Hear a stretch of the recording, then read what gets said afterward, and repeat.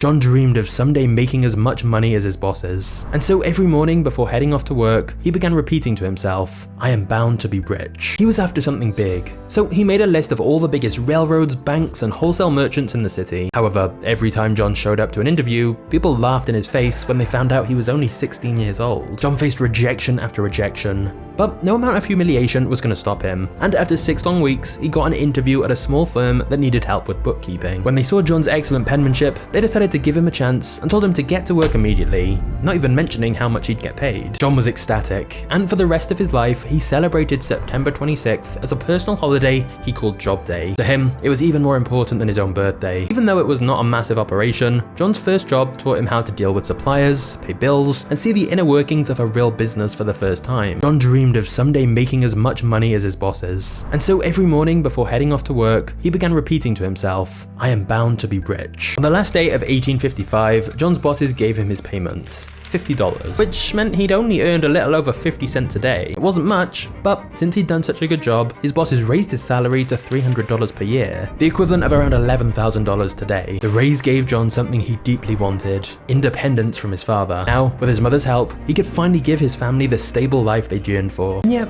John wasn't worried. His 2 years of experience in the job had given him a huge amount of confidence, and so John was already planning his biggest move yet. John D. Rockefeller was ready to start his own company.